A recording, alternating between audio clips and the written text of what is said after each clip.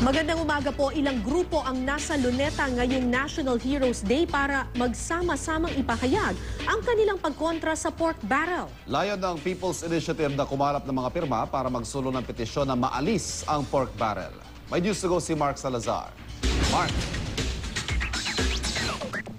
Ivan, Cara, ang tema rito ay stand up, sign up against pork barrel. Kaya sa buong Luneta Park ay meron dito mga sinet up na mga tent ang iba't ibang local government units para mangalap nga, kagaya ng sinabi ninyo, ng mga pirma mula sa mga attendees para isulong yung batas sa abolisyon ng sistemang pork barrel.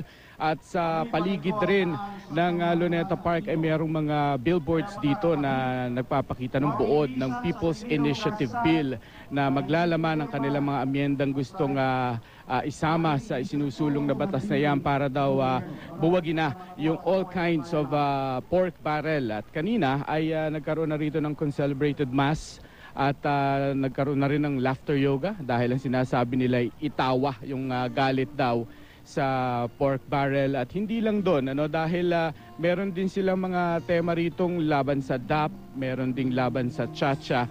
At kaya malinaw yung komposisyon ng mga taong naririto sa Luneta. Ito yung mga against, mainly sa mga policies na ginagawa ng administrasyon. Kanina si Archbishop Oscar Cruz ay nagkaroon pa ng sarili niyang survey sa stage. At kanyang sinabi, tinanong niya yung mga attendees kung sila ba ay paano nila i-rate yung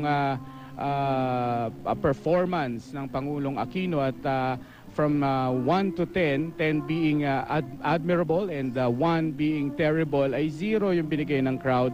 Ang karamihan kasi sa grupo rito, Ivan, Cara, ay mga militante na may kanya-kanya ritong booth at kada sulok dito may kanya-kanya rin silang mga pinapakitang mga tema, kagaya ng may mga ano sila dito, baboy na ginawa na may susunugin nila.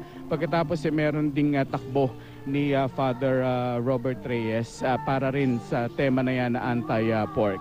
Cara, Ivan? Yes, Mark. Linawin ko lang itong grupo na nandyan ngayon at nagtitipon-tipon sa Luneta. Ito rin ba yung parehong grupo na nagsimula ng Million People March a few months back? Yung kontra sa pork barrel? Sinasabi nila, Cara, sa stage kanina na ito ay offshoot niyan ng pagkilos ng 1 Million People March.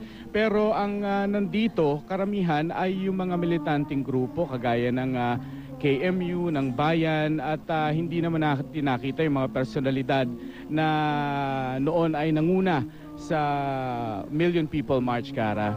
Okay, pero meron ding grupo na nandun sa Mendiola. Iba naman yon. Iba rin, pero mga militante rin yun, Cara. Mga kasama rin nila at mamaya magko-converge din daw yan lahat dito at hanggang lunchtime kasi itong program na ito sa Luneta. Yung nakikita natin ngayon sa ating TV screens, hindi siya ganun karami kung ikukumpara doon sa Million People's March noon, Mark? Oo, hindi ako makakapagbigay ng eksaktong estima ng taong dumalo. Pero kung ikaw ay napupunta rito, I'm sure nakapunta ka na, Cara, sa tapat ng grandstand, yung malaking ground dito. Siguro mga 1/4 ng lugar ang napunan ng tao. Marami-rami kanina, Cara, nung misa, nung concelebrated mass. Pero nung matapos na, ay umalis na rin. Kasi dalawang mga lutang na grupo ang mga nandito. Yung mga militante at yung kanina, early in the morning, ay yung mga nag-exercise na nakisama na rin sa misa at mga nagwo-walk ng kanilang mga aso, ganyan. At nung patanghali na, ay di nag-uwi na. So natira na lang yung talagang core group ng mga militante at yung mga nagbabantay ng mga booth para mangolekta ng pirma. So Mark, give us an idea, paano ba itong binabalak nilang People's Initiative? Ano yung kailangan gawin kung kunyari interesadong pumunta at pumirma dyan? Well, yung kada tent kasi dito ay per LGU sa Metro Manila. Wala ditong booth yung mula sa mga probinsya. Halimbawa, taga Muntinlupa ka, merong booth dito, voter ka, registered voter ka. Sa Muntinlupa, pwede kang pumunta rito sa kanilang tent, sa Parañaque, Las Piñas, may mga tent dito na pwede kang pumirma basta ikaw ay registered voter dahil ang target ay at least 3% Pero ang target nila doblehin. Pero ang requirement ng batas ay 3% ng registered voters para maisulong yung People's Initiative. So this is just for voters in Metro Manila. Kasi Yes. sabi mo nga, kung kunyari ikaw ay registered voter, let's say sa Pampanga, walang booth dyan na pwede kang maglagay ng iyong pirma. Oo, wala. Kailangan ay makipag-coordinate ka sa kung sinong pwede mong yung mga ano rin nila, mga chapters sa mga grupong nagagather ng pirma, doon ka pumirma. In fact, kanina nandito Kara si halimbawa si Mayor Jerry Pelayo na taga Pampanga. O umattend siya, nandito si Mitos Magsaysay. O hindi naman din taga Metro Manila. Pero iyan, hindi sila nakapirma. Bagamat sa aming ambush interview sa kanila, ito ay kilala nating mga dating taga-suporta ni dating Pangulong Gloria Arroyo. Sinasabi nila sila yung mga anti-pork na talaga, anti-pork system dati pa naman daw sa ilalim pa ni dating Pangulong Gloria Arroyo. Kaya sumusuporta sila pero hindi sila makakapirma rito sa Luneta para suportahan yung People's Initiative. Now, sinabi mo nandiyan si Mitos Magsaysay, Jerry Pelayo.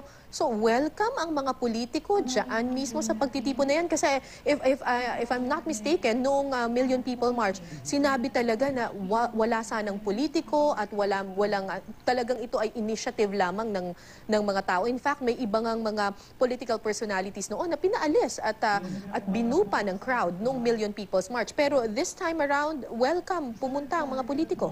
Wala namang sinasabi Kara silang pinagbabawalang sektor, pinagbabawalang tao o nasa ang posisyon man siya na dumalo rito. Wala silang sinabi sa stage na may ganyang patakaran. At nung nagpunta naman sila rito, ay wala naman din para itaboy sila. Lalo na kung halimbawa nakikiisa nga sila sa panawagan na ito ng anti-pork ay wala namang para magbusa kanila. Hindi rin naman sila umakyat sa stage. Sila ay nasa baba lang, nakimisa at umikot-ikot dito at nakikamay-kamay sa ilang tao. Hindi naman sila tinawag sa stage para mag-address at hindi rin sila pinagsalita, Kara. Alright, maraming salamat sa iyong ulat, Mark Salazar, nag-uulat mula sa Luneta.